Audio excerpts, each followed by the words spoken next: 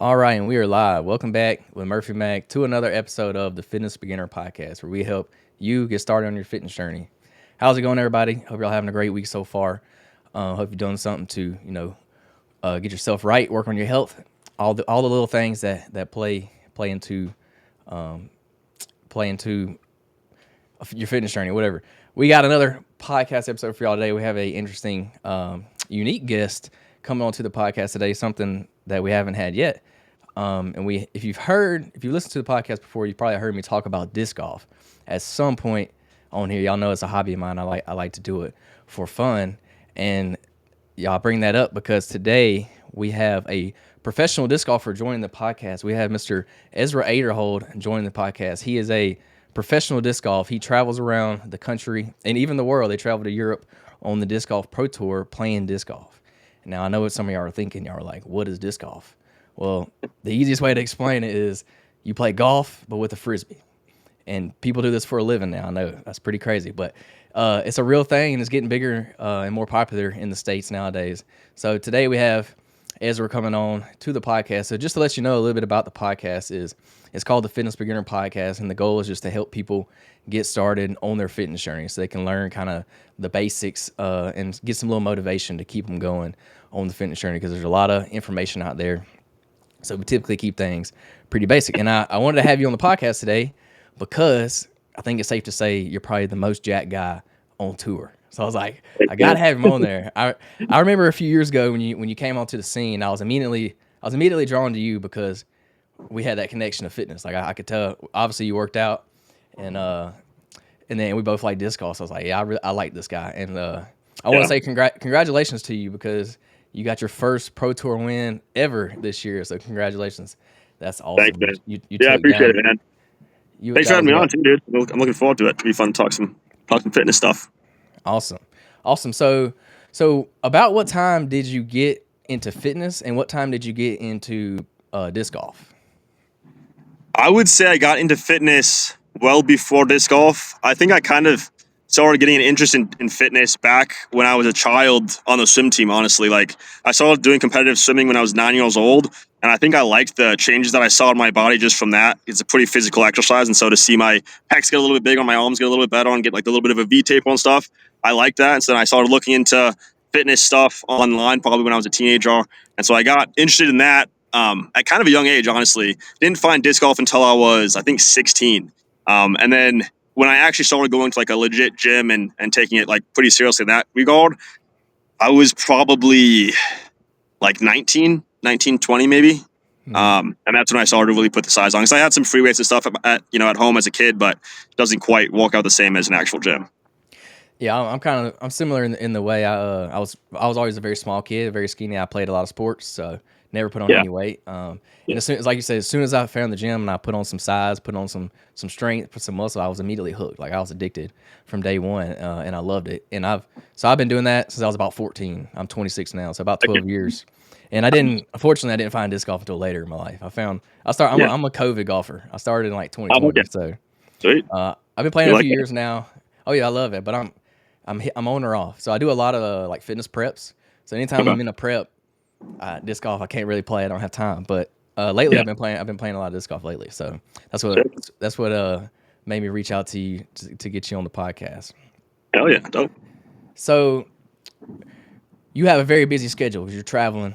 Basically every week you're traveling around the world. So kind of give me the rundown of what your fitness routine looks like on when you're in season, and then I'm gonna Yeah. ask you again when you're off season.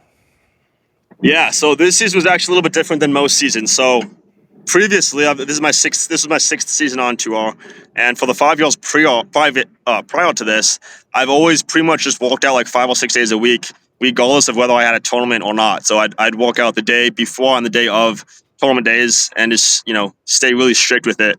But this season, I did dial it back a little bit. After a few events, I started just walking out on weekdays where I didn't have a tournament like the following day. So it'd pretty much be maybe like Sunday, Monday, Tuesday, and then Wednesday at best. So I really wouldn't walk out on Thursday, Friday, Saturday, almost ever. And I felt like it was a good change for my disc golf game. Maybe not quite as good for the games, but that's the priorities come in, and I gotta lock in on what really matters for me. Um, but yeah, I mean, I think keeping it super consistent is really important. I feel like I get the most sore when I take like 2 weeks off, and then I come back and try to walk out. And so, as Mhm. far as making sure that I don't get sore, I feel like staying consistent with it and trying to walk out at least a couple days every single week is really beneficial. And then the off season, which is the time we're in right now, I am able to hit that 6 days a week pretty routinely without too much interruption, which has been nice. And then I do, as far as like the actual lifts go, I keep it somewhat similar. I'm trying to push pretty close to failure on all my walking sets. I'm doing decent enough volume and getting good rest between each set and all that stuff. But I do bump up the weight a little bit in the off season, try to build a little bit extra strength. Even though at this point it's kind of tough too. Mhm.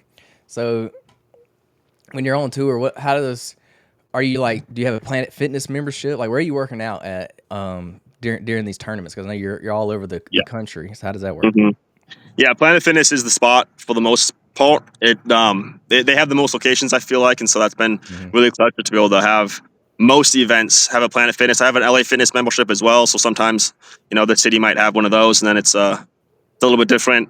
There's a few spots on tour that don't have either of those places, and then I've found like local gyms before, or like an Anytime or something like that. In Europe, it's completely different. There's like a 20 fitness 24/7 that I've gone to, which is a different Mhm. chain. You can get like a week pass, so it is doable to make it work even with all the travel.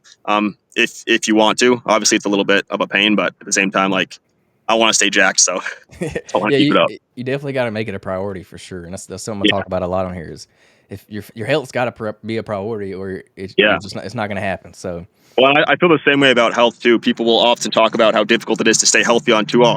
And it's like, well, yeah, it's obviously easy to just go to McDonald's every meal if you want to. But if you put a little effort in, even if you just go to Walmart, you can still get good groceries. You can still buy, mhm. beans or clean meats of whatever you're buying or produce. You can still eat healthy even if you're traveling. So just a priority. Are you traveling in an RV? Or are you in one of the vans? So right now, I've the last 3 years I've just had like an SUV, like a small SUV, and then Mhm. I do Airbnbs usually with Okay. with some buddies, which I've liked that a lot. The 2 years previous of that, I did have like a Class C RV, which Mhm. was nice as well, but it's kind of cumbersome driving that thing around, and so I've really enjoyed this living situation more.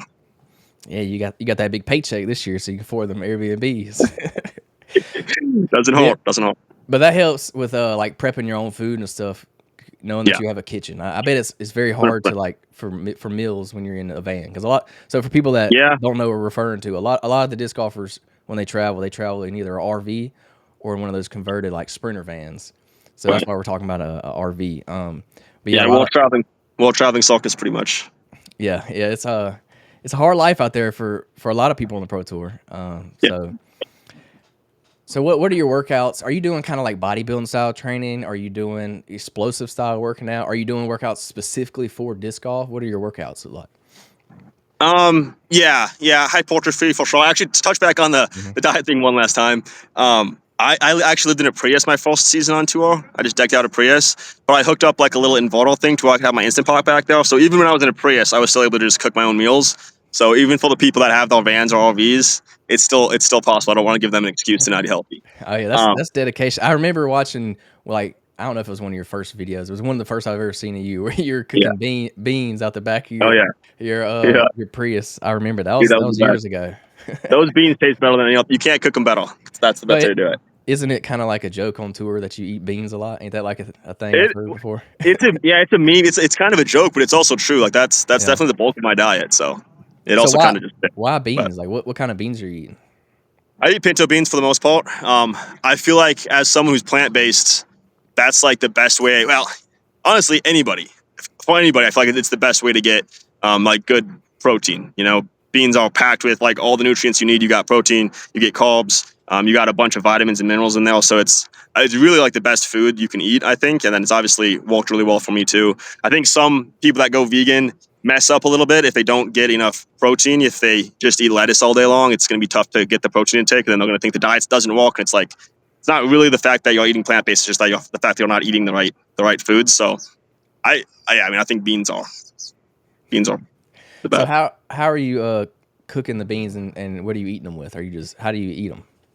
Yeah, so I just stick in my Instant Pot, no seasoning. I mean, I don't know if I'm lazy or if I just don't care, but I just don't put any. I just put beans in there, put some water on there, turn it on, put pretty simple. And then I add hot sauce and salsa and avocado. And then the last couple weeks I've been eating tortilla shells with it as well. So you're just basically eating straight beans. That's crazy. pretty much, yeah. To be fair, the hot sauce and salsa and avocado helps a lot. Yeah. And it tastes. I think like it's crazy. It tastes good every single time to me. It doesn't really get old for the most part. Yeah. So I'm a creature of habit too. I can eat the same thing over and over again. Yeah. I meal prep like the same meals every week, and my wife thinks I'm Yeah. crazy. Yeah. So It's just nice to have that consistency. you're vegetarian or you're vegan? Vegan, yeah. Vegan? Well, I Okay. say plant based. Like true vegan is like no honey, you don't wear leather, all that stuff. But I don't care about that. So Plant I based. Yeah. yeah, plant based. And every now and again, I might try something that's not vegan if my friends say it's insanely good. But for the most part, it's just strictly plant So based, mostly whole food. are you plant based for like the health purposes of it, or are you plant based for like the animal side of it?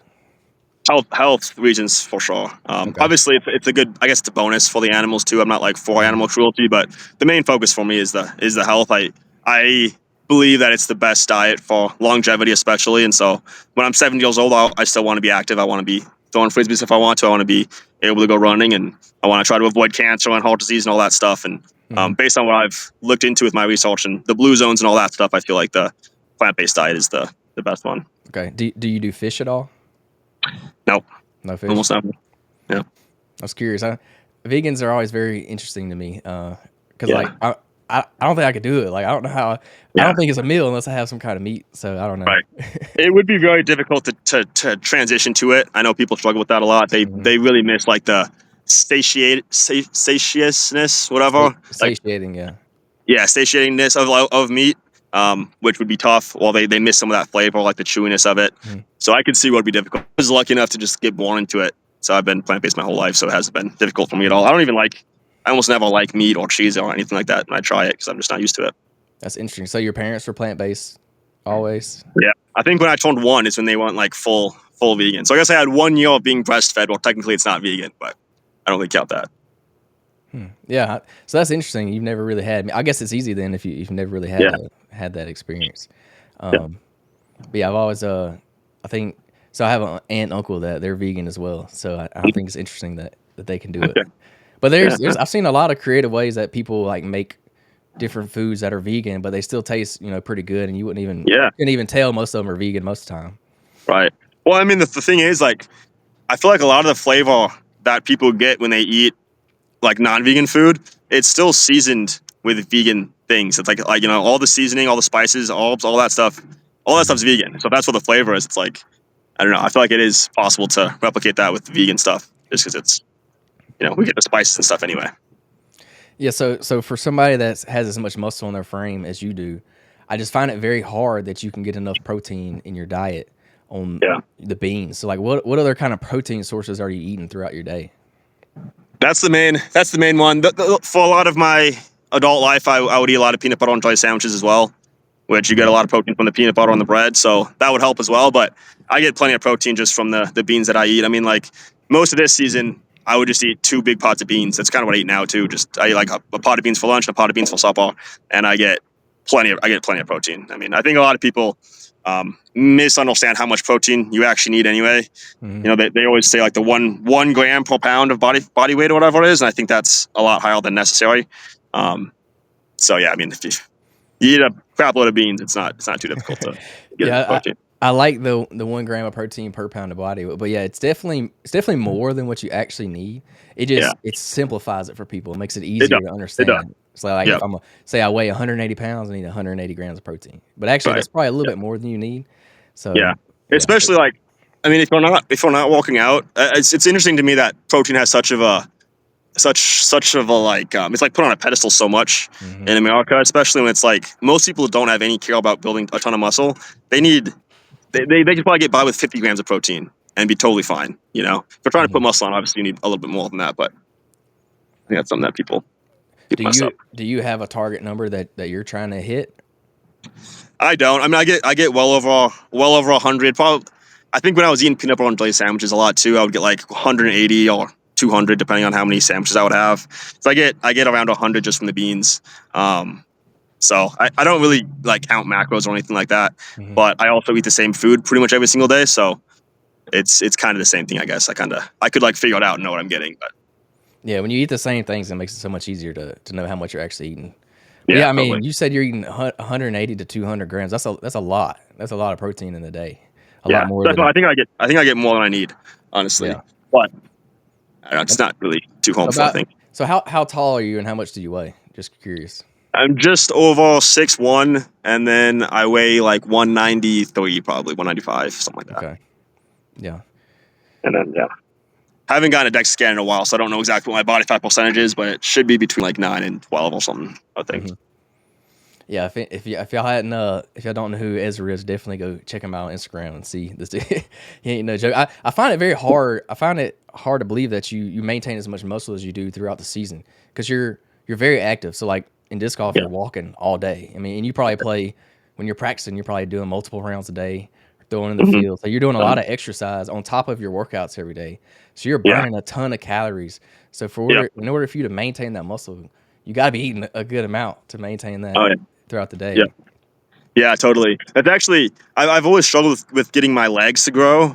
And I was talking with my brother a couple months ago, and he's like, dude, maybe because you walk so much, you do so much Mhm, cardio just on that front, maybe that hold you back a little bit. And I'm hopeful there's some truth to it because, like, this off season now, I'm not as active. And so hopefully I can see some growth in my legs finally. mhm. But I guess we'll see.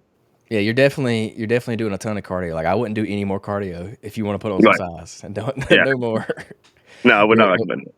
um, honestly, if you want to put some muscle on the off season, I would recommend adding another meal. Add another meal Yeah. into your day. Try to eat at breakfast. Like add some beans in the morning or whatever Right. you like to eat for I could breakfast. try that. I don't. I usually skip breakfast, but that could help. Try to eat more and yeah, see what happens. I don't know. Yeah, or if you like to fast in the morning, maybe add a snack or something in between Yeah, meals, yeah, because you're just not getting enough calories with as much mm, cardio and stuff that you do on top of working out. Yeah, it's gonna be hard for you to put on. I have the same problem. I have a yeah, very high metabolism, so it's always hard for me to put on muscle. So I have to eat like 4,000 calories plus for me to put on right, any weight. yeah. Um, I feel like for me, like those days when I'll eat extra. I feel like I end up just pooping more. So I feel like my body just kind of get it. You know what I mean? Like I feel like I don't. yeah, I feel like my body just like it'll take in its 3,500 calories or whatever it is, and then anything past that, it's just like, well, we don't need you, and just get rid of it. So I feel like yeah, it's yeah. That may I be don't the know. case. So think of like workouts for disc golf specifically. What Yeah. are you doing any kind of like like explosive movements for disc golf specifically, or what does that look like? Do you do anything related to that? Most of what I do is pretty general lifting. Mhm, It's not super pointed at disc golf. I think the best gains that I make in like a lifting sense for disc golf is just injury prevention. I feel like if I can be strong and surround all my joints and ligaments and all that stuff with muscle, I feel like my chance of injury goes down. And I've been blessed to avoid that for the most part for my career. So I think it does help a lot. But yeah, I don't know. I know some people do like some more unique like band exercises or like mhm. explosive stuff, and that hasn't really ever been a part of my regime. Yeah, and I would go to say that the reason you haven't had any big injuries in your career is because you work out so much because Right. you're working out your ligaments, you're strengthening your muscles, you're building that bone density and things like that, and that goes a long ways Yeah. for preventing injuries. So I bet that's why. Because like nowadays, it's known that disc golfers get injured a lot, especially in their Yeah. arm, like elbow area. It's very Totally. it's a very serious thing nowadays because you're Right. playing tournaments almost every weekend, so that's Yeah. a lot of strain on the body for sure. Totally. Yeah. Overuse injuries not too uncommon at all. And honestly, like I think part of that is maybe just because having muscle doesn't really help all that much in disc golf, and so then you get a lot of people that are just kind of skinny and just they can use their levels and use the flexibility to sling a disc really far, but it takes a toll. And then if they don't have the muscle since they don't need it, then it can get kind of backfire. Yeah, there's definitely a point of diminishing returns when it comes to muscle on your frame for disc golf. You Yeah. almost want less muscle. You want to be more lanky when it comes to disc Right. golf. Yeah. So the muscle kind Long of and flexible. yeah, Yeah. it hurts you in your disc golf game, but then it helps prevent injury though at the same time. So it's a win lose situation there. Yeah. Yeah. To be fair too, though, you know, I feel like I put a decent amount of muscle on, but I don't think I'm like close to having too much to where I would like Mhm. hinder my movements or anything. I feel like I can still move just fine. I think in order to get to a point where I would actually like get in the way of my swing and hold me back, I'd probably have to jump on something, and that Yeah. doesn't really interest me. So I think I should be fine. Yeah, as long as you're touring every week, I don't think you'll ever be able to put on that much size to where it's a problem. Yeah. So what are some big attributes or major attributes that disc golfers need specifically, like strength, mobility, endurance? Like how do those things play into being a professional disc golfer? Yeah, I mean, it's obviously a lot less physical than a lot of sports. You know, we don't have to be as in as good a shape as a football player or a basketball player. You know, those a little bit of cardio, but at the end of the day, we're just kind of walking and throwing a disc, so it's not crazy. I think it helps. Endurance is a good one for sure because it's a marathon. You know, some of these events are 4 rounds, and so playing back to back days, the mental fortitude that you have to have too. It's exhausting trying to focus on every single shot, and so that takes a toll physically as well. So if you can be in good physical shape, it's going to help a lot. So I think it does. I think it does help. I think endurance is probably the biggest one of that, though. I don't think being super jacked necessarily helps that much, but having a lot of endurance is gonna help a lot. Are you doing anything for endurance, or you just play a lot and that's how you get your endurance in? Yeah, I play a lot for sure. Ha- I mean, ha- Go ahead. Sorry. well, I was just gonna say. I mean, I know people. A lot of people like cross training and stuff, and it's like, you know, I could take up running or swimming or something and try to build my endurance that way, but at the end of the day, I feel like the best way to improve at something is just to do that thing. And so, Mhm. if I want to build endurance in disc golf, I can just play more disc golf. Yeah, for you specifically, since you do this for a living, I wouldn't recommend adding in something else. You Yeah. probably already do like as much as you need to do. Anything over that's just going to hinder you more. I don't think it would Hmm. be beneficial for you. Like especially adding in running because running is very hard on the body. Yep.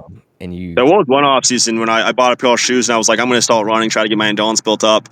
But then, like a few weeks into running, I was like, my foot kind of hurts. I was like, what is this? I don't know. So I gave up on it. I was like, this isn't for me.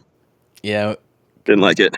Well, It's a high impact sport. I don't know. yeah. You It's not great. mentioned cross training. Well, you are cross training. You're doing strength training and you're doing disc Yeah. golf. It's a Right. sport. I mean, you're That's training true.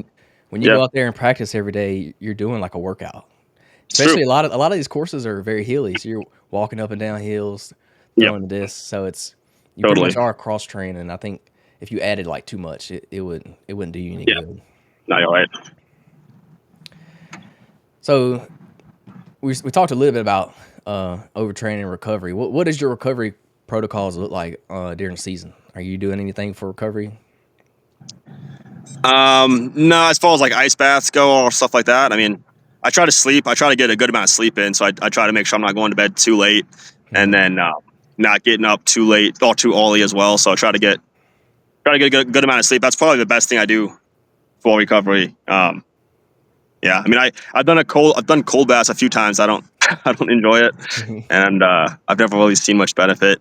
Um, yeah, so I don't know. Not super focused on it. So what is do you have like a warm up routine or cool down routine that you do before and after your rounds? Yeah, warm up for sure. I'll do like a few some dynamic stretching, try to get my muscles and bones, ligaments, and all that stuff warmed up a little bit, so it's not just you jump right into the throw.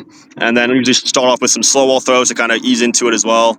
And then I kind of start ripping, and I go to a field to warm up a little bit before a round, typically a tournament round. Throw some putts, just kind of get the body moving, and then get into the round. Awesome. Do you do any kind of like mental training? Anything to help you? Because tournaments are very nerve wracking. You come down to the wire. Do you do any kind of do you need do you need do you do any kind of training for that? Do you any work for your mental side of the game? Most of the training that I do, I think is just when I'm doing the sport. The more times I can put myself in those positions where I have those feelings and build that excitement, anticipation of what's going to happen, the better I think I'm going to get at it. So I feel like the best thing I can do for my mental game is just to keep putting myself in positions to have a chance. And those been times when you'll read read some kind of book on the mental game or a golf book on how to improve and stuff like that. So there's been a little bit of that throughout my career. But I don't do a whole lot of meditation or like visualization or anything like that. Hmm. I think I gained most of my confidence just from the practice that I put in the tournaments and the skill set that I have. Yeah, that experience goes a long ways. So the more you can put yourself in that situation and learn from it and grow from it, I think that's the best Totally. way. And you did that a lot on tour this year, and you finally got over the hump. So I'm expecting Yeah, to see appreciate it. some more wins next year. I'm expecting. Dude, I'm excited. I'm excited. I want to keep the momentum going. I feel like the false win is the most difficult. And then after that, like those a decent amount of people that have multiple wins. And so hopefully next season I can try to pick up a few more. Be a lot of fun.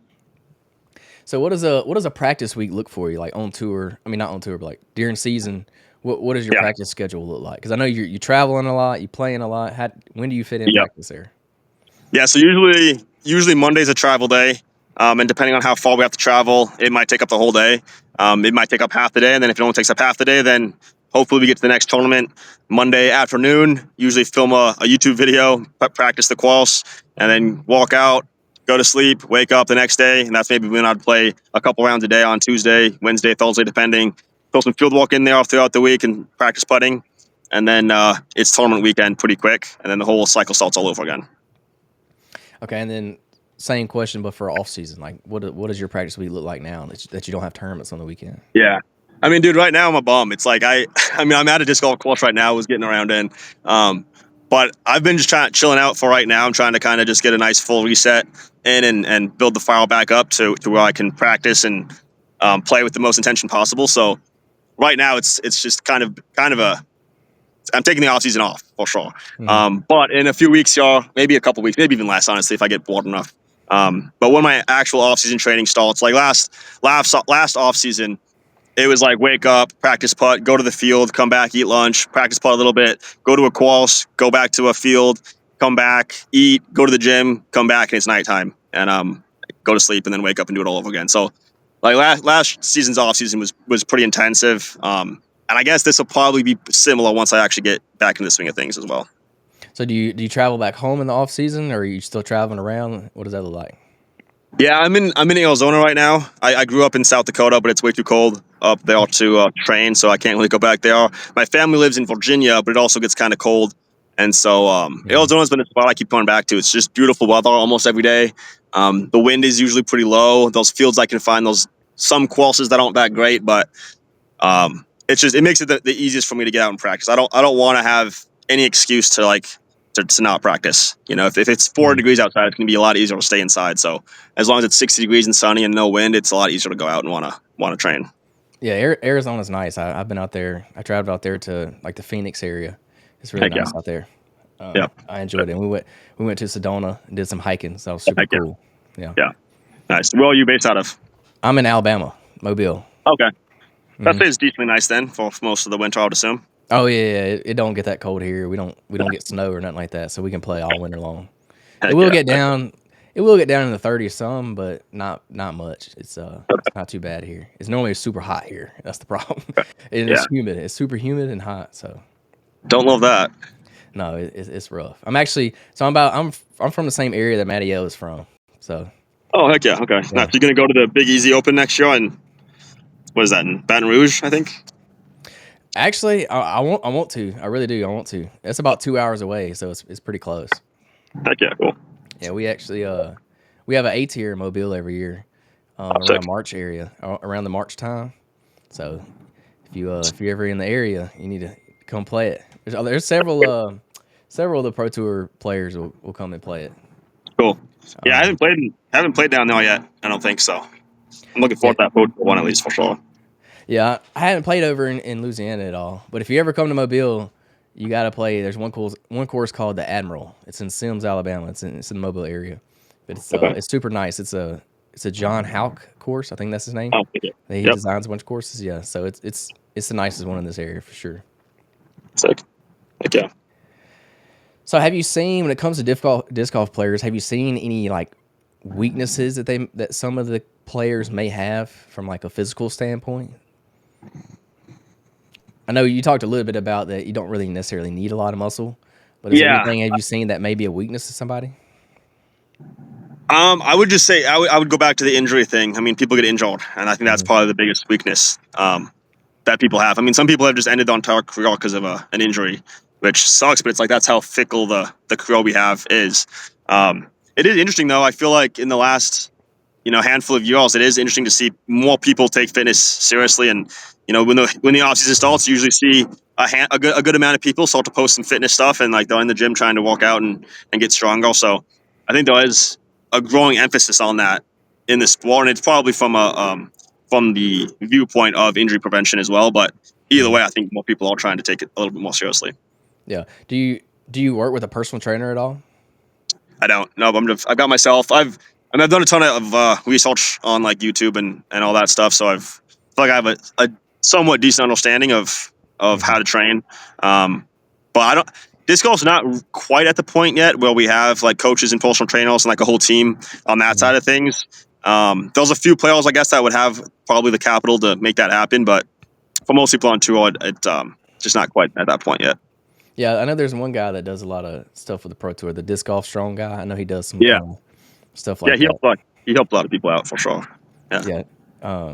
I thought does he still travel around with the Pro Tour? I thought that was pretty A little neat. bit, yeah. Yeah, I saw Mhm. him out there at some of the stops. I don't think he goes to every single one, but they always do have like a station with some different exercise tools that you can use to warm up and get everything moving, which I think is really good for people because without that, I think you'd have more injuries. Yeah, I think that's a good thing that the Pro Tour can provide for all the players. Yeah, totally. So, are there any supplements you take? Yeah, creatine's been the main one. I've been taking creatine for a while, and I feel like that's kind of just a general one everyone should kind of take anyway. I take B12 pretty consistently now for a little over a year, but that's not really a fitness one. And then I started taking ashwagandha like this summer as well. Mhm. That's it. Don't really take anything else. Yep. No pre workout when you work out. No pre workout. No, I'm a Dang. little anti caffeine. Yeah. I don't know. I don't want to rely on something to like hype me up or I get dependent on something. So yeah, I don't know. I've never taken like legit pre workout. Well, don't do it. If you don't need it, Right. don't take it. Don't even start taking it because I Sounds went a good. long time. I went probably like 8 years without taking it, Okay. and I never needed it. And then I started Yeah. taking it, and now it's like I gotta have it to work out. Right. So I'm it's sure it'd be nice. I'm sure I would probably like it like everyone else does, but yeah, I'm just yeah, kind of I don't yeah. know, If you stay don't away. need it, I wouldn't take it. Don't even start. It's not worth Okay. it. Sounds good. Because you're gonna be dependent on it, and you ain't gonna want to Yeah. work out. That's what I'm worried about. That's what I'm worried about. Yeah. Um.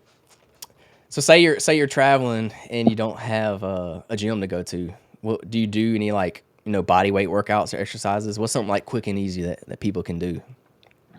Oh, there's a ton of stuff people can do that's quick and easy for sure. I mean, you can do push-ups and core walkouts, and you can find some kind of you can go to monkey balls and do pull-ups and rows, and you can do a lot of stuff without a gym for sure. For me, I honestly I just take those weeks off. It doesn't happen very often. I think Yeah. maybe once or twice all season long. I don't have a gym, and for those weeks, I'm just like, well, maybe my body needs a rest anyway, and it's probably good for it. So I just Mhm. take it off. It's So also say kind of you're different. It's kind of difficult for me to go from a gym to no gym and just do body weight exercises since it just feels so much less efficient. yeah. Um, it's just like I don't want to just sit there and do 200 push-ups, try to get I don't know. It's not as motivating when you don't have the Not gym. Yeah. yeah. So say you're playing like a long round, like a tournament round. Some of them go 3 or 4 hours.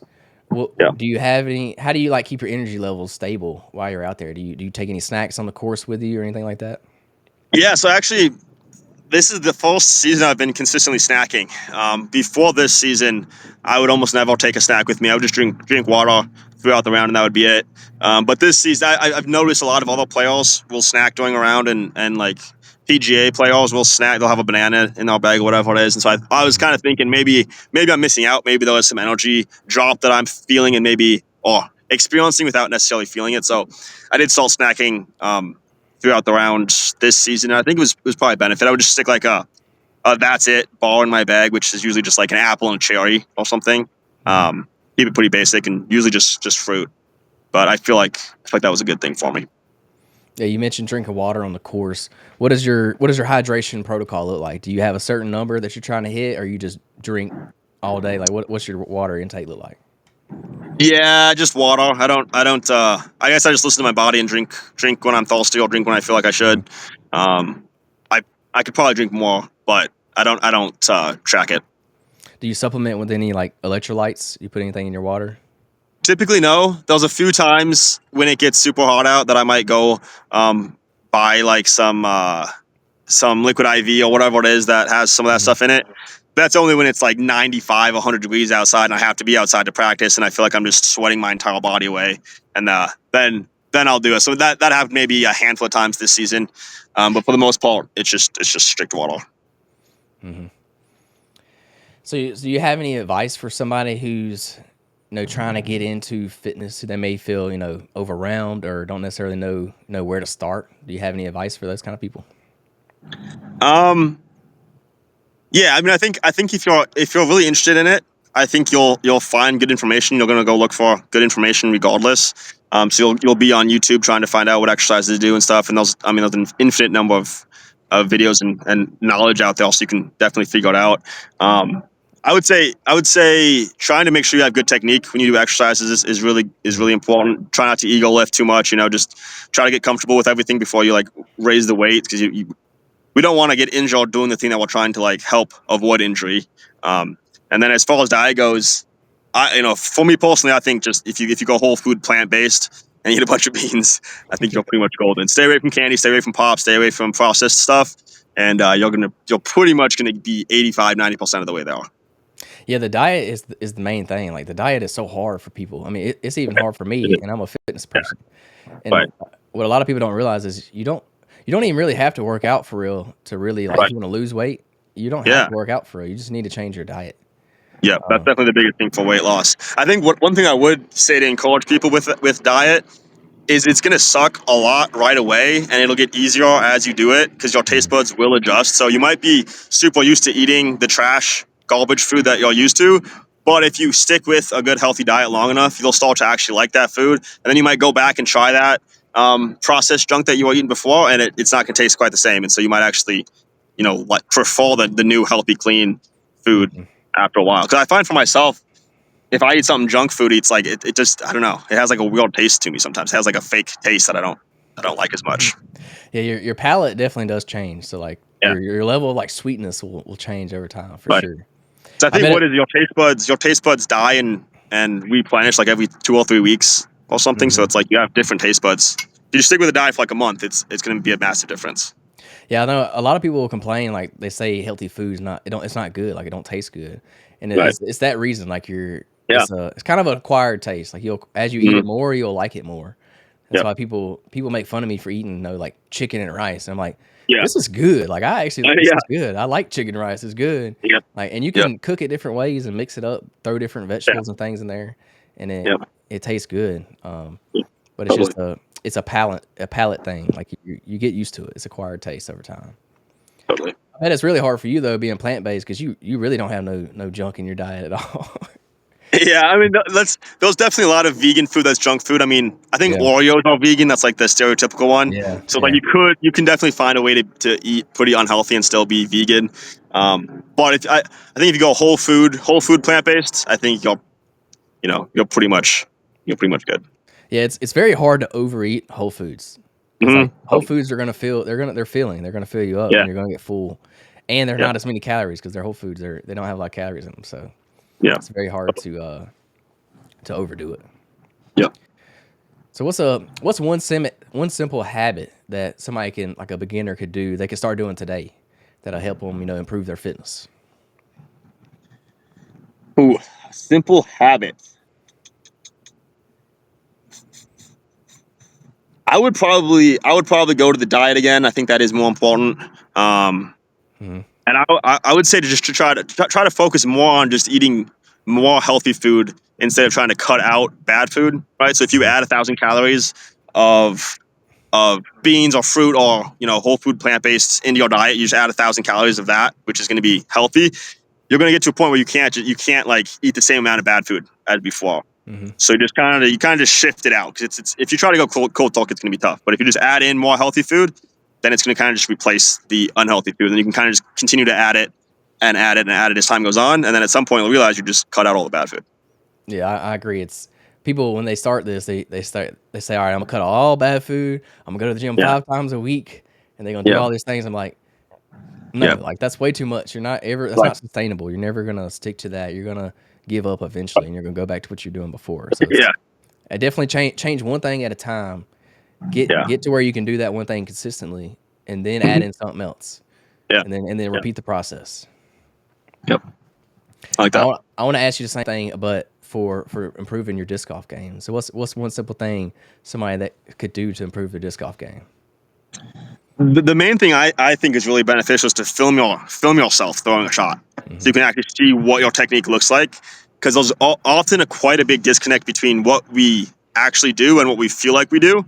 I can remember back when I was like trying to build my technique, I felt like I looked like a pro. Like a decade ago, I felt like I had good technique, and I look at the film like, oh my gosh, I'm doing everything, so many things wrong, and so it can be a lot easier to pick out things that are issues and that you can work on, and then if you can compare that to someone who has good form, and then try to sync those things up and go back and throw again and try to make the adjustment and then film it and keep deciphering it that way. I think that's probably one of the best beneficial things you can do. Yeah, I like that, and I would definitely I would say the same thing for your technique when you're working out in the gym. Yeah, Same no, totally. thing. Yeah, Yep. film. I actually do. I do this a lot. I'll film myself a lot to check out my technique because when you start Nice. adding a lot of weight to the bar, you can really injure yourself. So it's Totally. very important to learn the proper technique, and I would suggest do it Yeah. first. Like learn the technique first before you ever really start adding weight, because you Yep. don't want to get down the road and hurt yourself, and then you're not working out at all. So it kind of defeats Yep. the whole purpose. For sure. Yeah. You can even, if you have a gym buddy too, I feel like that can help a lot. Just so they can kind of spot you and you guys can see what you're doing. Another good tip too is like if you're trying to do cardio and lose weight, I think trying to pick cardio that you enjoy is really beneficial. If you like playing tennis, go play tennis. If you like playing basketball, go play basketball. It doesn't have to just be something that you hate, because if you enjoy what you're doing, it's gonna be way easier to continue to do it and make it a habit and make it fun. Yeah, I like that you said that because I actually do that, but with disc golf. So like Oh yeah. I'm Oh real yeah. big on getting my steps in every day. I like to. I'm an overachiever, so I like to do the 10,000 steps thing. That's like my Yeah. goal. So like Yep. I'll go play around the disc golf and get a couple thousand steps in, and it's Yep. fun. Like I'm not thinking about getting steps in. I just do it Right. naturally because I I love get that. around in. Yeah, so I do that same thing. Nice. If you could go back to when you first started, what's one fitness mistake that you kind of made as a beginner that you would change or fix? Ooh. Wow. What mistake did I make? It's tough because I usually like when I get into something new, I geek out about it so much and I just kind of go all in. And so like I did so much research and stuff before I even got like super into it to where I feel like I had a decent understanding of what to do even from the beginning. Um Man, I figured out a way to get my legs to grow faster. I don't know. The thing is, like, I don't feel like I've ever been one to like skip leg day. They just have been so stubborn. Mhm. Um, Yeah, that's a genetic thing for sure. yeah, yeah. I don't know. Go back and change my genetics. Well, I would say you got pretty good genetics. I think most people would love to have your genetics. All right, same thing with disc golf. What would you change? What kind of mistake was you making early on for disc golf that you would change earlier? Um, let's see. I think. Oh man, I think I could have probably started playing tournaments sooner than I did. I took a Mhm. couple years to like build my technique up, and then after that, I stopped working on technique and just played in tournaments, and my techniques continued to improve anyway. So I feel like I probably could have started that process sooner and learned some of the weaknesses in my game sooner, and that potentially would have helped speed things along a little bit. Um, yeah, so let's go with that. Let's go with that. Mhm. Let's go. I'm trying to think. Do you do what kind of like mobility or stretching do you do? Do you do any mobility routines? I know you say you did a little bit of stretching Yeah, before each round. yeah. Before each round, I'll do a little bit of dynamic stuff, and then at the end of my walkouts, usually, well, in season at least, I'll do like some static stretching after I lift to Mhm. try to get the movement going. You don't do any arm like band work or anything? Put any ice on the arm? I don't know. No, No. I don't know. I keep it super simple, I guess, and I know a lot of people do a lot of that stuff. But I've kind of just avoided it. Yeah. I think a lot of that comes back to you, one, genetics, but two, you're working out all the time. So like you're constantly working the muscles, the tendons, your bones. So you're constantly working on that. So Yeah. like I'm kind of the same way. Like I don't have to do a lot of recovery stuff to recover. I kind of just recover, by myself. Right. I do experiment a little bit with like the ice baths. I do like to do an ice bath, and things like that. But like I never got into all the foaming and the foam rolling, the stretching, Right. I've messed around with that a little bit, but yeah. still consistent. I Yeah. even have the little compression boots, and I don't ever Oh use them. yeah. Okay.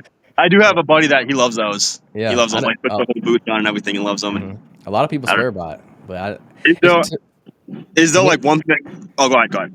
I was gonna say, to me, it's just too much of an inconvenience for me to use it. Like I Yeah. gotta go out of my way to use it, Right. so I don't like using it. Yeah. Is there like one thing that you've found that you think I'm maybe not taking advantage of that I could enjoy that you've like found is really good? As far as recovery goes, Yeah. I mean, any of it. Yeah. I'm trying to think for specifically for disc golf. Trying to think. Yeah. I mean, nothing's gonna make like a major change. I mean, if you had like a certain area in something that you really wanted to focus on, maybe so. But like if you're recovering well, I mean, I'm not gonna tell you to like do an ice bath because you obviously don't need it. Mm-hmm. Just make honestly like sleeping is the most important thing in my opinion. And Right. you already kind of prioritize that, so that's gonna be the biggest thing. Especially with you as much stress you're putting on your body, sleep's gonna be critical. And another thing Mm-hmm. I would say is food, like making sure you're eating enough food because like you probably don't realize it, but you're burning a ton of calories every day with your workouts on top of your, your rounds every day that you're doing, walking up and down hills and stuff. Just making sure you're fueling your body, giving yourself enough calories, and then also hydration. I definitely think you should drink more water. I mean, I won't tell everybody that, not just you Yeah. specifically, but everybody should drink more water. That should be a big thing you focus on, especially when you're playing the hotter tournaments. Like you mentioned, you use some electrolytes. So that's I think that's a good thing, Okay. especially in the southern states. If you're sweating, if it's humid, Yeah. you're sweating. You definitely want to replace those electrolytes because you don't want to start cramping up out there on the course. But hydration and sleep, which is the biggest things. All the recovery things, they're very, very little. Like they only going to do a little. Like the main Yeah. things are sleep, hydration, and nutrition. That's going to be your main recovery things. The things that will actually like make a big difference. Other than that, all the other recovery techniques are just going to be like little simple things. Like Mm-hmm. maybe if you had a nagging injury or something somewhere, I would say, really focus on that area, obviously. But I mean, you pretty much got it figured out at this point. You know your body. Mm-hmm. It helps a lot that you do the same thing. Like you eating the same foods. You probably have the same, practice routine every day. You're going to the gym the same time. So that helps a Yeah. lot. Getting your body into a routine. Also going to bed at the same time and waking up at the same time. It helps a Right. lot with your circadian rhythm. Yeah. So I know it's kind of hard on the weekends for you when you're traveling, but like during the week, Right. just try to keep things as consistent as possible. And that's Yeah. going to Like I help your body like I stay. try to keep. Yeah, I was gonna say I feel like I try to keep it as consistent as I can, kind of even with the travel. When I go to Europe, that's when it gets the toughest with the Mhm. sleep and keeping everything in line because the time change is pretty drastic. Yeah, and then you got that the jet lag and all that. That's Oh it's tough. yeah, I just actually got back from I went to Italy like 2 months ago that was for sick. vacation, so I dealt a little bit with that, but with that Yep. jet lag and stuff. That was my first time over in Europe, so it's pretty cool. Oh heck yeah, I nice. didn't I That's didn't awesome. get to play any disc golf though, unfortunately.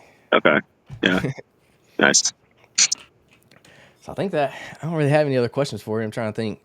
cool. Um, what's all right? So let's ask a pro tour question. What was your favorite thing you did on the pro tour this year?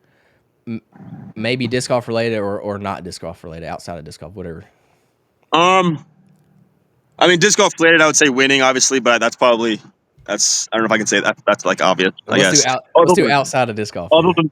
than outside of disc golf, Traveling I to was cool places. yeah, I took a couple trips mid season that was kind of just to try to like reset myself a little bit and again keep the interest level up and reset to where I have the file to go back and play. And I think it was beneficial for me. I went to Alaska kind of by myself, just like a little solo, like 3 day trip to get my 50th state in. So that was cool. Mm-hmm. Kind of nice to see Alaska. And I went to Banff with my brothers as well. That was probably the highlight because Banff was super cool. With my brothers was fun and Yeah. yeah, it was cool just to kind of see everything and chill out for a few days and then get back into it. Yeah, I actually went to Banff last year. So me and my Oh, wife really? do a big vacation trip every year. So we did Sweet. Banff last year, and I loved Banff. Like Canada It's was so super cool. cool. That was the Yeah. first time I ever been to Canada, and I Yeah. loved it. I told my Yeah. wife if all of our family didn't live here, I would move up there in a heartbeat. I loved it because like I liked it. I'm outdoorsy. I Like, like to be in the yeah. mountains. Like it's so cool. Like hiking. Me and my Yeah. wife, every time we go on vacation, we go hiking. Like that's what we do, and it's fun. I enjoy it. Yeah. Yeah. No, it was so cool. I would hate it, in the wintertime. I think I Yeah, wouldn't like that at all. But yeah. I liked it in the middle of June. It was great. hmm Yeah, we went in September and it was perfect. Yeah. I did play disc golf in Banff. They have a pretty cool course up there. It's one of the ski resorts. So they do ski Yeah. and they do like the cross country skiing there, which Okay, is yeah. pretty cool. And they had a disc golf course, so we played while we were there. It was pretty neat. I played disc golf up there too. Oh, I played it was the Nordic Center. Is that where you played? That may be it. I can't remember I what don't it's know, but it was called. a cool course. Honestly, it had some good shots. We played it a couple times. It was fun. Let me see. What do you remember? Was it in Banff or was it in Canmore? Is that the city it was in? Yeah, I think it was I think it was Canmore. Yeah, yeah. That's Okay, right. that's where I went then. Let's see. Yeah, yeah, it was a cool experience. It was nice to get a little bit of disc golf in, even though it was kind of a rest period for me. Okay, yeah, it was the Nordic Center. That's what it was. That's where I Yeah. played at. That's Yeah. a Okay. pretty cool Cool. Yeah. course. Yeah. It was sweet. It was All nice. right. I think it was beneficial to stay active on those off weeks too. Like keep Mhm. the body moving and then kind of just let my brain reset. I think that's like the best benefit for doing those little excursions for me during season.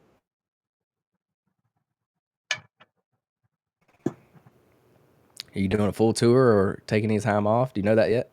Have they released the Well, tour yet next year? they have, yeah, yeah. It's mostly in America. So I went to Europe for like 2 months last year, and I think it'll only be 1 month this season. So a Mhm. little bit less travel. So the way they've got everything routed seems to be a little bit better than last year. So it should be nice.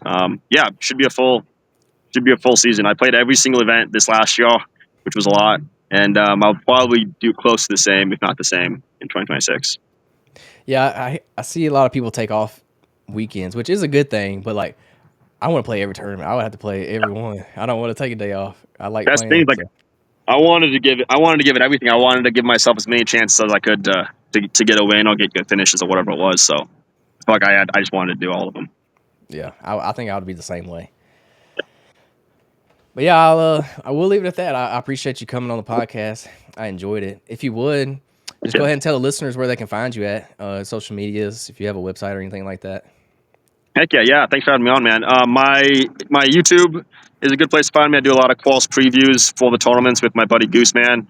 That's just Ezra Aderhold on YouTube, and then Instagram is just my name as well, Ezra_Aderhold, and post about disc golf a lot and about my life a little bit as well. So appreciate it.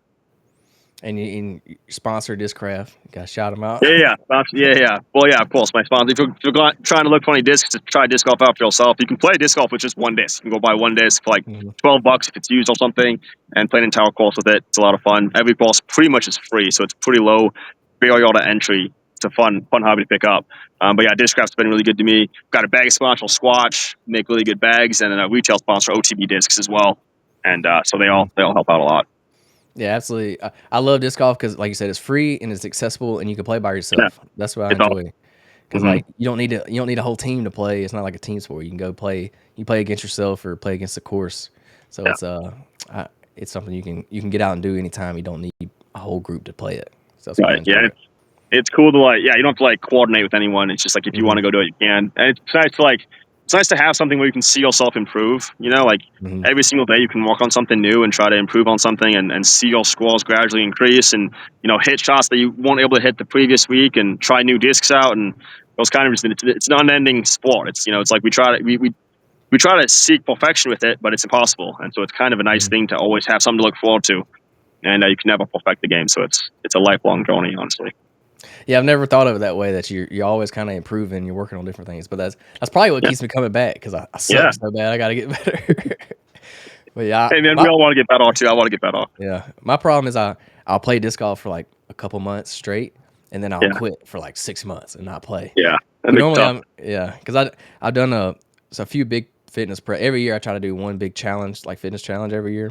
Cool. So every time I'm in like a prep, I can't really play disc golf because I don't have time. So back in Yeah. April, I ran 100 mile ultra Oh, geez. marathon. Holy Yeah, crap. and then Uh, last year I did a bodybuilding show, and then the year uh, before that I did a Ironman. So Jeez. Okay. Cool. they take a long time to train for, and unfortunately I don't have much extra time to play disc golf. But right now I'm playing a lot. I'm in my off season right now because I'm not really training for nothing. So my goal next year is to do a high rocks. Hey, are you familiar with high rocks? I don't think so. So it's a new it's a new like event. It's kind of like CrossFit a little bit. It came from Europe and it worked its way over here. But it's they kind of travel around. They kind of do like a tour to different places. So I'm gonna try to get tickets for one next year. That's my big goal for next year that I want to do. That's sick, So man. yeah. You got those are some cool experiences. I've got to catch up. I don't know if I'd be interested level to do a 100-mile marathon though, but I would trade with you in a heartbeat. If I could be on the pro tour, I would do that instead. yeah. Well, all right, man. I appreciate it. Thanks for joining the podcast. I'm sure the people enjoy learning a little bit about disc golf and about your fitness journey. I think it's cool to learn from technically a professional athlete and kind of what you do on it, because your schedule looks so much different than like a normal person. So it's pretty cool to learn from different people and how you're still making time for it. Like you literally play a professional sport and you still make time to work out. And that's the big thing. It's a priority to you. So that's what other people got to understand. Like it's not going to be easy. It's going to be tough. You got to make time for it. You got to make it a priority, and it can be done. So, thanks for joining the podcast. Man. I enjoyed it, man. It was fun. Oh yeah, I look forward to seeing you get another win next year. I'll be looking for you. Bro. Heck yeah. All right, you have a good one.